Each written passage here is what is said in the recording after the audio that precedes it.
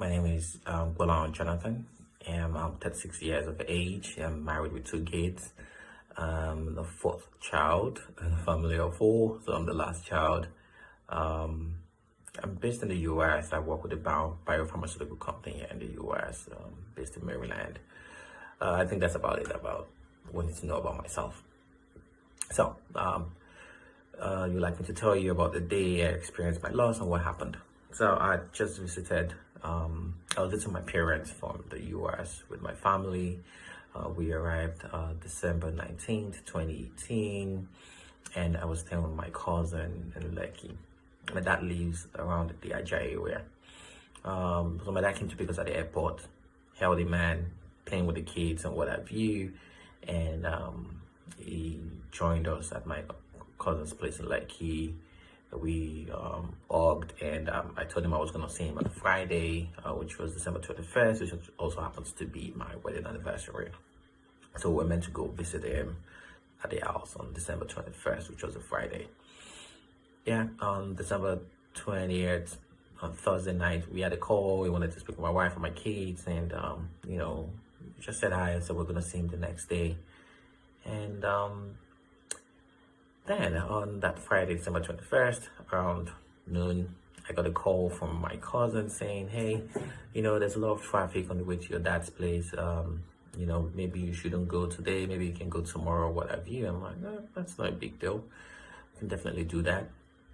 And so I quickly stepped out to go get something at the store. On my way back, I saw my cousin, his boss, and my uncle.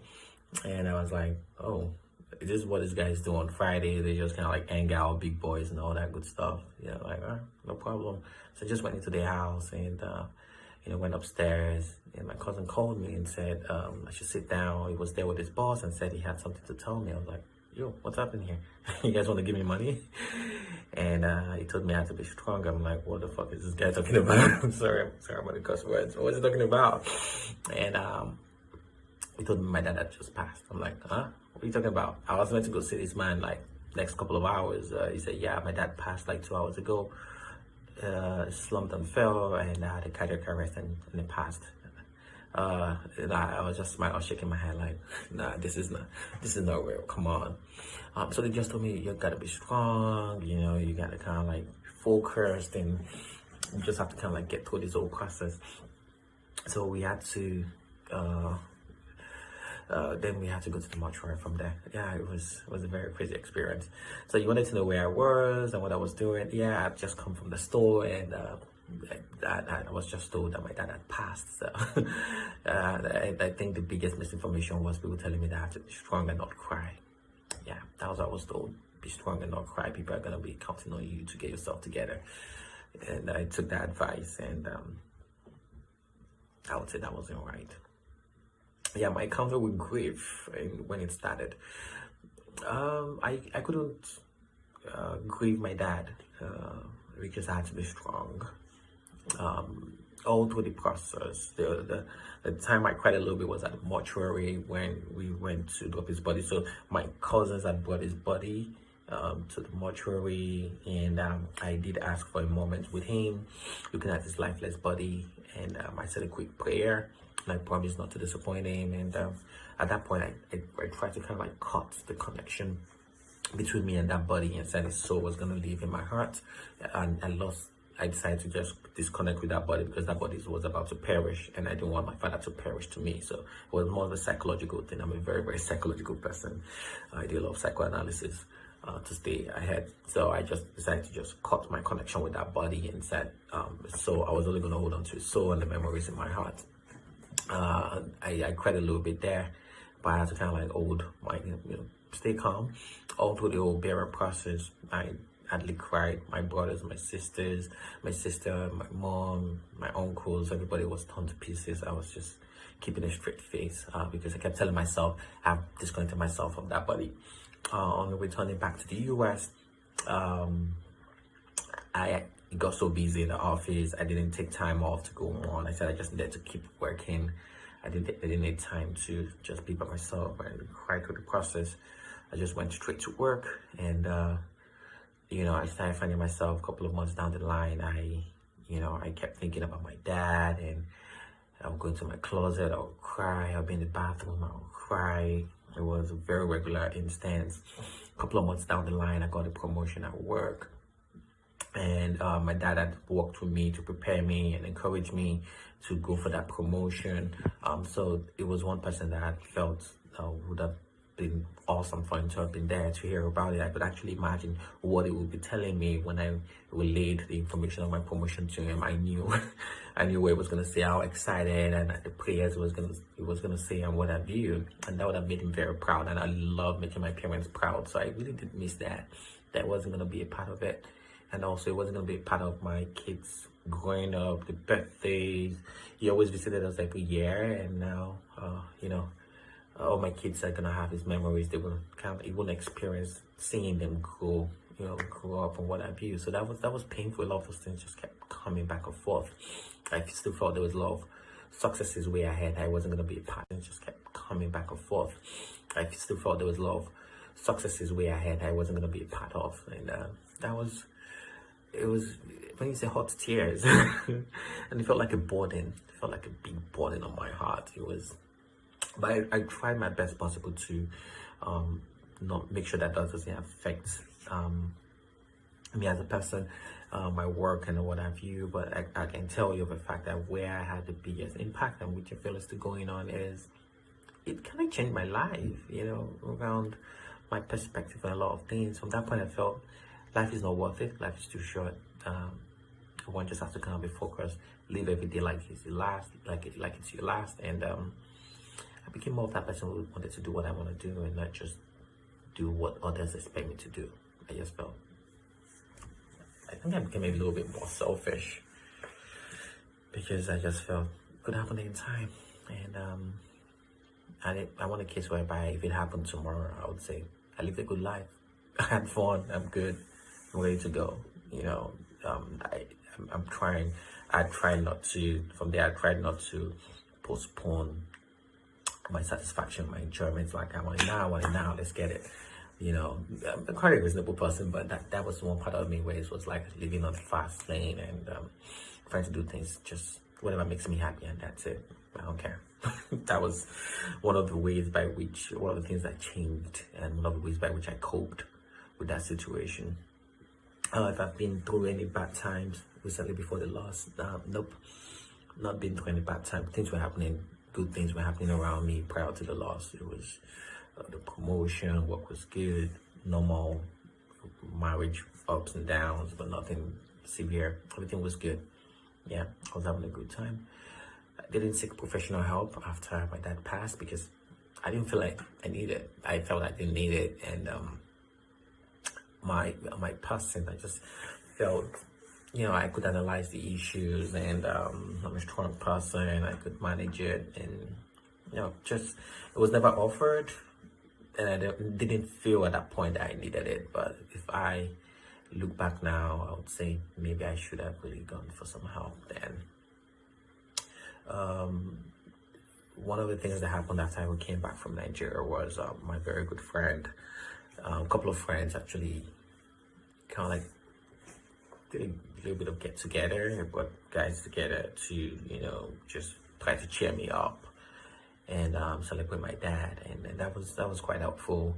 One of the guys that also lost his dad when we were a little bit younger, a couple of years ago, and he's been doing good with himself, and we just chatty about it and welcome to the club and things of that nature. It felt good at that moment, but that wasn't enough to kind of like take me through the entire process. But it was just good to be around friends and try to cheer up after that bad experience. Support from family and friends. Yeah, there was support from my friends, from my family. Yeah, from there we had a WhatsApp group. We did talk to each other every now and then. We kind of got closer, but everybody was in grief, so I believe everybody was managing their own section, their own areas, and trying to kind of get through with the loss. So there wasn't any special outreach or what have you. My mom did call a couple of times just to make sure I was okay, and she knew I was just how a person who kept things to myself, so nobody was getting in there. I had my brick wall, and I felt I was dealing with it. Grief was how did the grief make me feel? It was hard. it was really hard. It's hard to manage that loss. This is not a loss whereby you would say, oh, maybe I'll see him later, I'll see him after 2 years. It was a case where you will never see the individual again. It's really painful. It's really tough, but I think it was a very hard thing to deal with. It took me a lot of time. I could say it took me the entire year until I returned back to Nigeria, 2019, and went to his graveside and said a prayer before that body went. Because every time I thought about him prior to that, I would definitely be in tears, and hot tears. Yeah, and it was a very bad feel. That's all I can say. I think I've accepted the loss. Now I can talk about him, and in different instances, and I just smile through it. He's gone to a better place. He was a very good man. The words that other people, French strangers, people I never even knew, I had to say about him, all the greatness he had done. I knew he was a very good man. He cared so much about other people, and I learned a lot of lessons even from his death. And yeah, I've accepted his loss. We definitely made a gain. I mean, death is part of the process of life. We'll all go through it, and he lived a good life, which was good to know, and it's just a motivation for me to do the same. That's how I see it.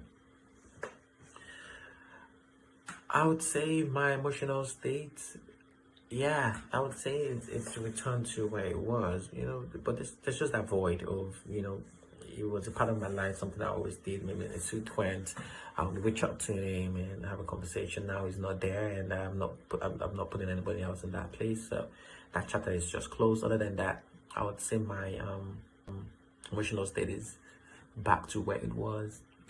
There's been a psychological change, like I did mention, whereby I just want to do what makes me happy. I just want to be happy.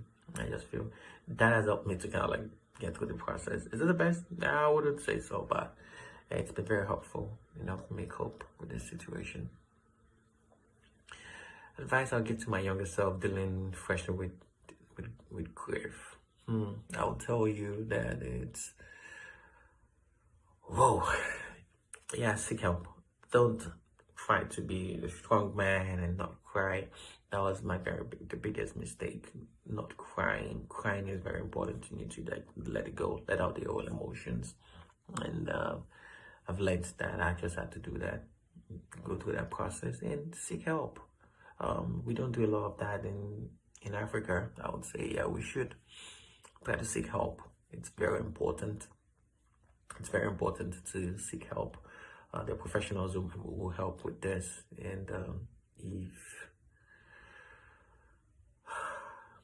if I was gonna play through that whole process again, I would definitely seek some help to help me get through it much more faster. Like I said, until I went back to the graveside, prayed and cried and what have you, that body never went through, and it seemed like a magic. From that moment, it was like somebody was pressing me prior to that and choking me, but the moment I went and cried out my eyes and prayed and what have you, the body just lifted, and since then I felt better. I can really talk about his death without coming out with a lot of tears and what have you. There was no secondary loss as a result of that loss. We almost lost my grandma, my dad's mom, but she was stabilized in the hospital. She spent a lot of time in the hospital. A couple of times she passed out and they had to revive her. Other than that, there's been no secondary loss in the family, and we thank God for that. Everybody is coping fine. I wouldn't say we're moving on. It's something that's so hard to just like move on, but everybody is kind of like getting their life back on track and trying to move forward and do good by my father. Even in his absence, I want to make sure we continue to make him proud. Yeah, that's about it. I hope you learn one or two things from my experience, and happy to share.